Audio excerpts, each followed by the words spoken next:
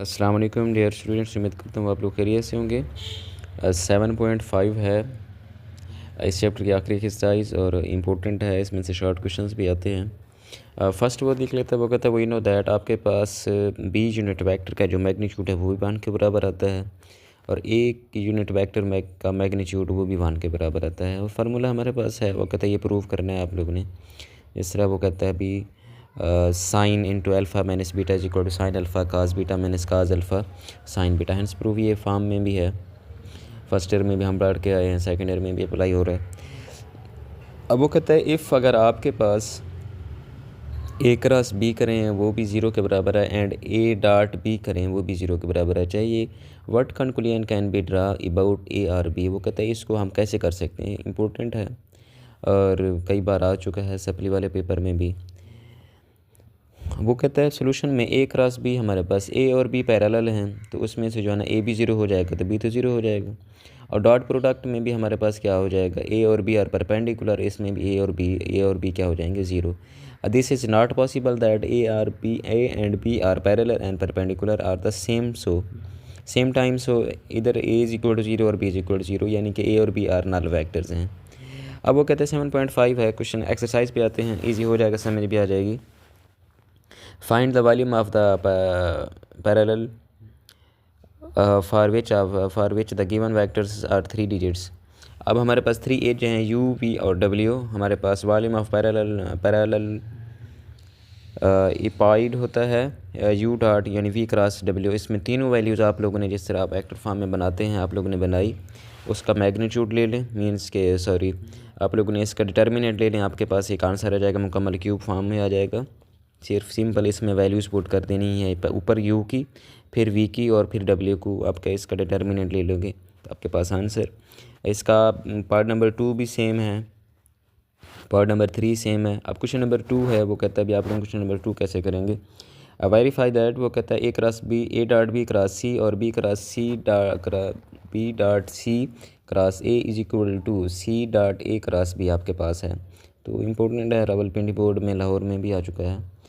और अब आपके पास पहले वाला है ए डॉट बी क्रॉस सी, पहले वाली वैल्यूज़ लिखनी है ए की फिर बी की फिर सी की। आप इसका डिटर्मिनेंट लेंगे, एक आंसर, यानी कि वो ये कहना चाहता है इन सब का डिटर्मिनेंट लें, क्या इन सब का एक आंसर आता है तो हमें बताएं।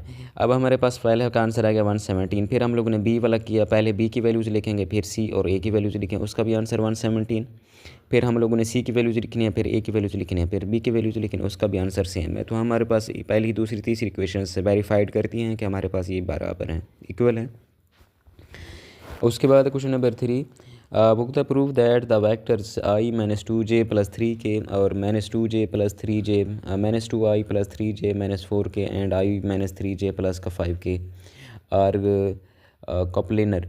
यानी कि वो कहता है u और v और w की आपके पास वैल्यूज़ हैं पड़ी, u dot v cross w, इसमें वैल्यूज़ पुट कर दो, तीनों वैल्यूज़ आपके पास ज़ीरो के बराबर आती हैं। हमारे पास इनको मल्टीप्लाई करने के बाद हमारे पास जो आंसर आया हमारे पास क्या आएगा, ज़ीरो। तो u v और w आर को प्लेनर होते हैं, यानी कि जिनका आंसर हमारे पास ज़ीरो आंसर आ जाता है यानी कि वो फॉर्म में, तो हमारे पास को प्लेनर होंगे। उसके बाद find the units of alpha, यानी कि 3 वैल्यूज़ दी गई हैं, उसमें इनका डिटर्मिनेंट लेंगे। अल्फ़ा तो ऑलरेडी ही आ गया क्योंकि एक वैल्यूज़ बनी हुई है, इज इक्वल टू हमारे पास ज़ीरो है क्योंकि वो परपेंडिकुलर फॉर्म में कोप्लेनर है। इसमें आपके पास अल्फ़ा का आंसर आ गया। पार्ट नंबर 4 इसका, पार्ट नंबर 2 इसका सेम वैसे ही है जो से ऊपर वाला हमने किया हुआ है। उसके बाद फाइंड द वैल्यूज़ ऑफ आपके पास 2i प्लस 2j डॉट के है। अब देखें 2i क्रॉस 2j, इसमें 2 कॉमन ले लो, 2 और 2 हमारे पास क्या हो जाएंगे 4। आई क्रॉस जे का हमने ऊपर एक दिन एक एक्सरसाइज में पढ़ा था, उसका आंसर होता है के बराबर आई डॉट जे बराबर होता है के बराबर, यानी के डॉट के 1 के बराबर होता है तो 4 डॉट 1 के बराबर हो जाएगा। फिर उसने दिया हुआ 3i डॉट के क्रॉस आई। अब आपके पास 3 डॉट जे यानी कि के डॉट आई हो जाएगा जे के बराबर, जे डॉट जे हो जाएगा 1 के बराबर, उसका आंसर। फिर तीसरे वाला का सेम के वाला है तो उसका आंसर, ये तीनों आपके पास आंसर यानी कि ज़ीरो के बराबर। इनका आंसर क्या है, आई डॉट जे आपके पास सोल्यूशन वाला लास्ट वाले का ज़ीरो है, तो हमारे पास ये प्रूव है, छोटे छोटे शॉर्ट क्वेश्चन हैं। उसके बाद 5वां क्वेश्चन है प्रूव दैट, वो कहता है U dot V cross W plus V dot आपके पास U W cross U factor हैं सारे plus W dot U cross आपके पास v is equal to 3u dot v cross w। इसमें पहले वाले लेफ्ट हैंड साइड में आप लोगों ने इनको मल्टीप्लाई करना है, ठीक है। u क्रॉस w प्लस आपके पास है v dot w cross u plus आपके पास u cross w। We know that इसमें आप लोगों ने वैल्यूज़ पुट कर दिया है दूसरे वाले की, उसमें हमारे पास सिंपल से इन इक्वेशंस यानी कि सारे इक्वल हो जाएंगे एक दूसरे के। पहले u वाला आ जाएगा, फिर v वाला आ जाएगा, फिर w वाला आ जाएगा। तो putting the values in left hand side में वैल्यूज़ पुट कर दो, आपके पास क्या हो जाएगा, आंसर आ जाएगा। इसमें सिंपल सी बात है, u की जगह पे v क्रॉस w वाली वैल्यूज़ पुट की है और v की जगह पे आप लोगों ने u क्रॉस w वाली पुट की है और w की जगह पे v क्रॉस u वाली वैल्यूज़ पुट की है। ऊपर वाली इक्वेशंस में आप वैल्यूज़ पुट करेंगे, आपके पास सिंपल आंसर आ जाएगा। एक शॉर्ट क्वेश्चन आप लोगों ने 5 तक करने हैं मुकम्मल, इनकी प्रैक्टिस कर लेना है। ये शॉर्ट क्वेश्चन इज़ इम्पोर्टेंट है, इंशाल्लाह अच्छा हो जाएगा। बाकी इनमें से कोई ऐसा पॉइंट्स जो समझ ना आए तो मुझे बता देना। Thank you so much.